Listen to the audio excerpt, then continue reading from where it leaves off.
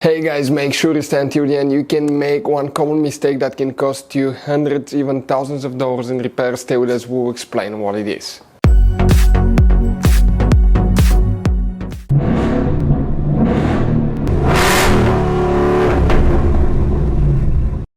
Hey guys, welcome back to Free Car Repair. Thank you guys for watching and subscribing to the channel. Today will be super helpful video to any of you guys having a Toyota Corolla, that generation here from year 2013 to year 2019.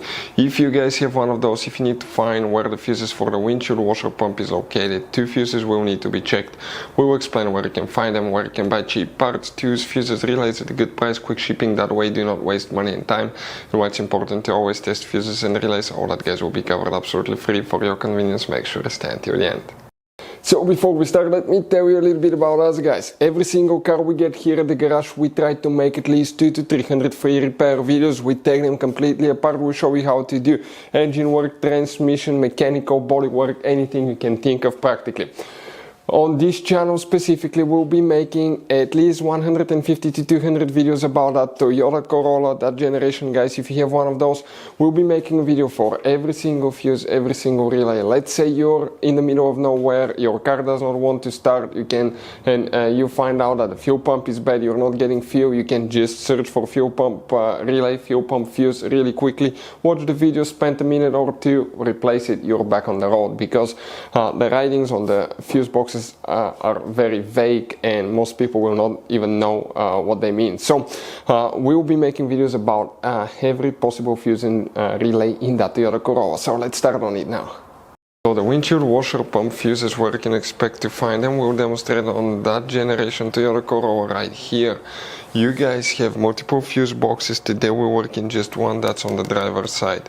Open the driver door. Here, if you look on the bottom of the dash, look upside down. On the very bottom of the dash you'll find one white cover that looks like this one. Once you pop it open, underneath you'll find the main interior fuse box with a layout like this one. Before we guys continue, let's explain quickly why it's always a good idea to test fuses and relays.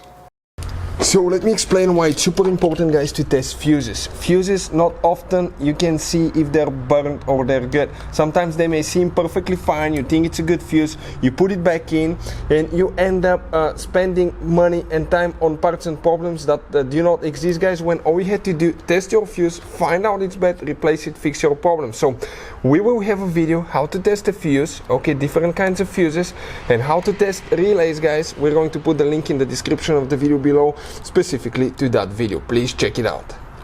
So for the windshield washer pump we need to check two different fuses.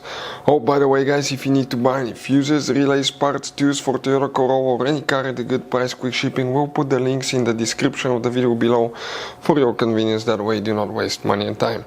You may have one or two depending on which one you have guys, but here you start counting fuse 1, 2, 3, 4, 5, 6, 7, 8, 9, 10, 11, 12, 13. Fuse number 13 is one of them, but some models you may have an extra one, which is fuse number 14 right here guys. So you need to check these two fuses. If you have any questions, don't hesitate to let us know. Thank you for watching, see you next time.